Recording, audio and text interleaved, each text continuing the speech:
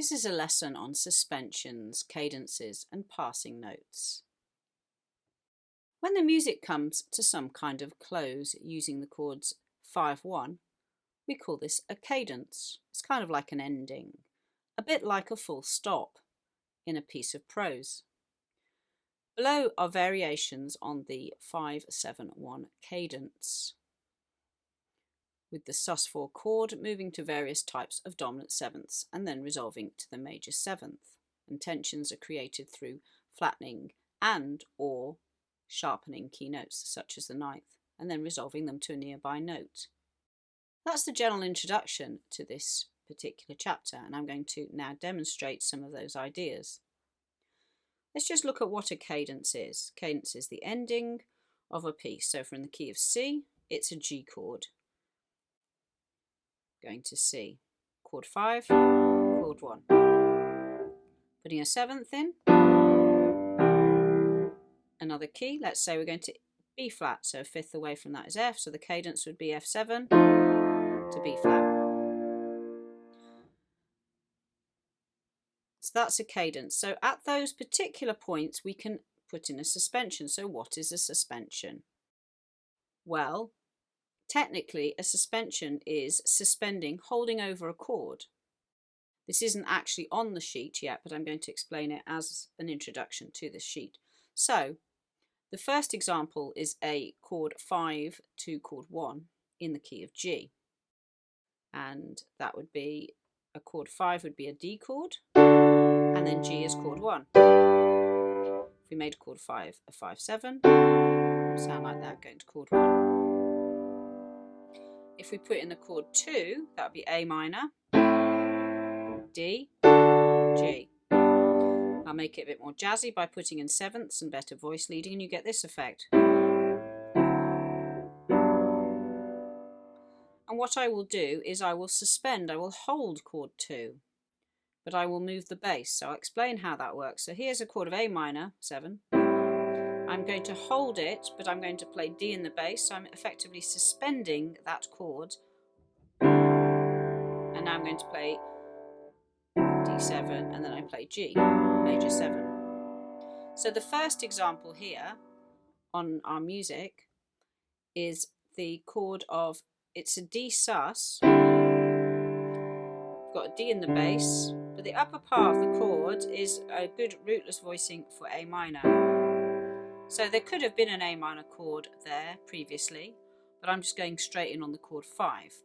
So if there was a chord 2, it would have gone 2, chord 2 suspended over a D, which is the dominant note, a fifth away from where we're going.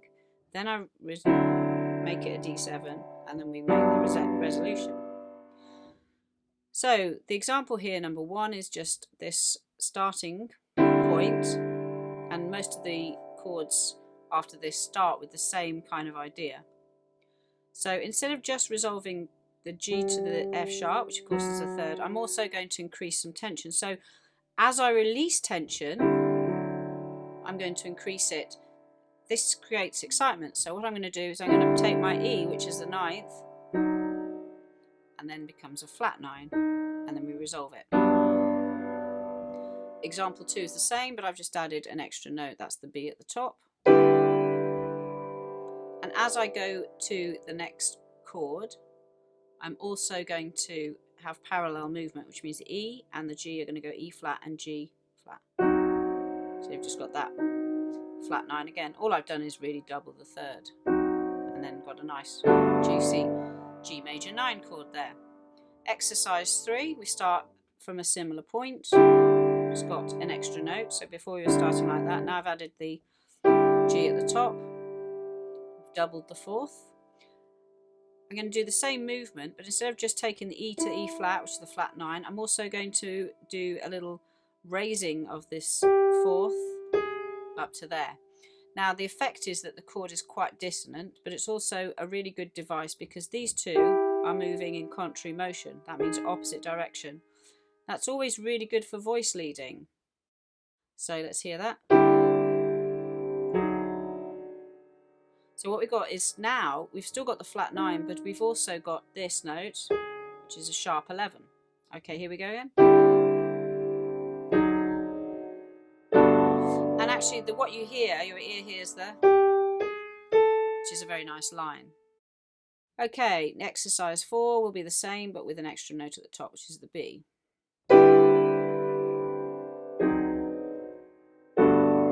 notice I don't have to keep hitting notes all the time, so I've left the D suspended. I don't go, I can pedal it, but because it's the same note, I've just left it hanging there, and it's quite nice not to always sound all the notes. Exercise 5, we're starting with the 4th in the left hand, 4ths, like the other, the E. I'm now adding a B and a D. The B is the 13th, and the D is the root. Okay, in this voicing, I'm changing it so that the next one is a D7 sharp 9 flat 13. So there's the flat, there's the sharp 9, there's the flat 13, and then it resolves to a chord which I can't actually stretch. But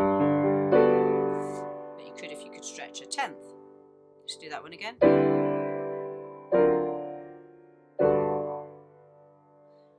And exercise, or number 6, is just showing you when you resolve, if you want to delay even further that resolution, if you put in a diminished chord over the top, then it sounds quite good. So if I took exercise 5, oops, sorry, and if I resolve it down here with that, exercise 6, sounds quite sweet. Also, when you're doing this diminished idea, it's not quite a full diminished chord. You could go, but having that major 7th at the top gives it a bit more of an edge. It sounds a bit more contemporary, basically. Or, as in exercise 7, you can go. So you don't have to keep hitting every single note. I'm going to add a bonus lesson to this, a very short lesson on the nearness of you, just to show you how you can go forward with these suspensions. So join me for that bonus lesson.